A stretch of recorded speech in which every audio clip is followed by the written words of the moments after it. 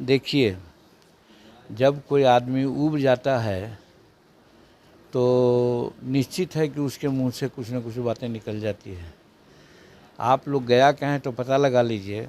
गया parliamentary constituency का चुनाव लड़ रहे थे 2014 में हम, तो उस समय भी आकर के लालू जी यही कहे थे, यहाँ कौन खड़ा बा हो, तो लोग कहा कि जीतन मांझी, इतना ना जीतन शर्मा ना बा।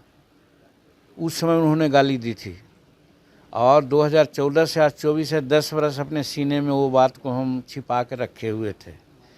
अब जब नवादा गए तो नवादा में नया नहीं कहा है, नवादा के अलावे भी हम कहा है, और आज एकदम अकड़ के कहते हैं, सरकार को कहते हैं कि आज शेड्यूल कास्ट को चाहे परवाना दिया है आप, या बास्की ज़मीन का पर्चा दिया हो, या जितना भी ज़मीन ग्रैब का मामला बिहार में चल रहा है, वो 100 में कुछ लोग तो 80% कहता है, 90% कहता है, लेकिन मैं कहता हूँ कि 70% सिर्फ और सिर्फ लालू यादव के लोगों के द्वारा ही किया जा रहा है।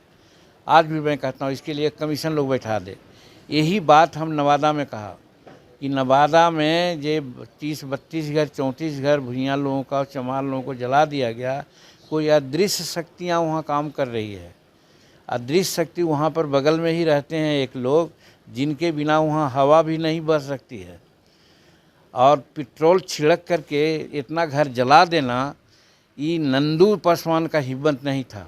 मैं नंदू पासवान को अभियुक्त बनाया है लोग, सही बात है, लेकिन मैं कहता हूँ कि उसका हिम्मत नहीं था। चूँकि 16 एकड़ ज़मीन है, भू माफिया का दिमाग था कि आज 10 लाख रुपए कट्ठा वो ज़मीन है, इस पर भुइयाँ मुसहर चमार रहेगा, ये उन लोग सोचा। अब इसके लिए प्लानिंग बना करके बाहर से आदमी को ला करके उन लोग घर जला दिया। इसी चीज़ को हमने कहा, तब उनके सुपुत्र लालू जी का कहते हैं कि जीतन शर्मा है। तब बाप भी गाली दिया और बेटा भी गाली दिया, तो मैं मुंह में दही जमा करके बैठा रहूं? इसलिए मैंने कहा कि बाबू डॉक्टर श्री कृष्ण सिंह के 2 सिपा सलार थे, एक भूमिहार थे, एक गणरिया थे। भूमिहार को उन्होंने शादी करा दिया, गणरिया की बात आई तो गणरिया की शादी कहाँ हो, तो वही इनके माता श्री से उनका विवाह कराया। तो वो गणरिया थे, तो जन्मे तो कौन चीज़ हैं, सो हम कहना चाहते हैं। हालांकि ये गलत बात है, मैं कह रहा हूँ कि गलत बात है, लेकिन जब 2-2 बार किसी को आप टच कीजिएगा तो हम गरीब हो सकते हैं, हरिजन हैं, मुसहर हैं, तो हमारा स्वाभिमान नहीं है।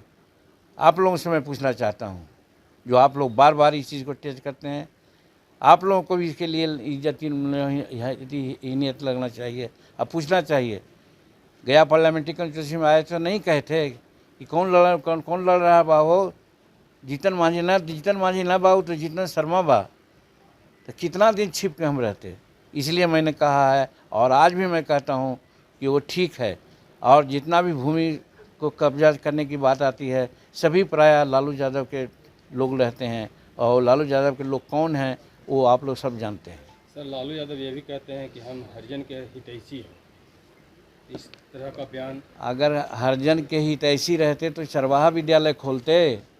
केगो रेजिडेंशियल विद्यालय बना दिए यहाँ पर अपने समय में, केगो कॉलेज बना दिए, केगो ITI बना दिए, केगो विश्वविद्यालय बनाए। पढ़ाई से तो उनको दुश्मनागत है। वो किसी तरह से गंवारी भाषा बोल करके और जात के नाम पर इतना दिन शासन कर लिए, वो अलग बात है, लेकिन सच्चाई है कि बिहार के लिए उन्होंने कुछ नहीं किया। और अगर किया भी है तो सिर्फ अपने लोगों के लिए किया है, जो आँख में खींची नहीं था और पैदल चलने में सलाहियत नहीं थी, आज 4 व्हीलर से चलता है उसके लोग। वही लोग जाके पूछता है कि ए वीडियो सुनो ये बात, नहीं तो ये कर देंगे। तो इस तरह का भाषा दूसरा कोई नहीं बोलता, उसी के लोग बोलते हैं। यही उन्होंने पैदा किया है। शेड्यूल कास्ट को क्या किया है? सर, बंगाल में बिहारी छात्रों पर अत्याचार किया गया, उसके साथ मारपीट किया गया, उसे लेकर भी सियासत गर्म। वो जघन्य अपराध वहाँ के लोग किया है। भारत संघात्मक संविधान के अंतर्गत चल रहा देश है। यहाँ पर हर राज्य में दूसरे राज्य के लोगों को जाने आने का अधिकार है।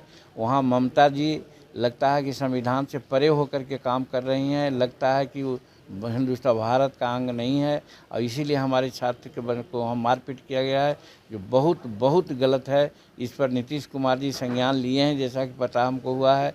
पुलिस विभाग के लोग भी संज्ञान लिए हैं, ये भी पता है, और कड़ा संज्ञान लेना चाहिए और वार्न कर देना चाहिए कि अगर ये ऐसा करेंगे तो हम तो कहते हैं कि सारे ट्रेन दिल्ली जाती है गया होकर के, कोई बंगाली आवेगा हम लोग भी कहेंगे कि नहीं जाने देंगे तुमको यहाँ से।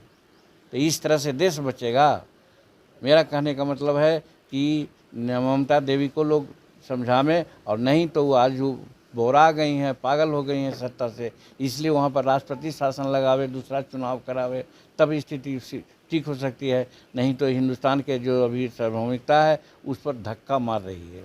सर, स्मार्ट मीटर को लेकर राजद और कांग्रेस दोनों जो है गोलबंद हो रहे हैं और आंदोलन। देखिए, इसके लिए हमारे मंत्री हैं विजेंद्र यादव जी काफ़ी बात बोल चुके हैं, अच्छा के लिए किया गया है। अगर कहीं कोई गलती हो रही तो उसकी जांच होगी और जांच होने के बाद समुचित कार्रवाई होगी।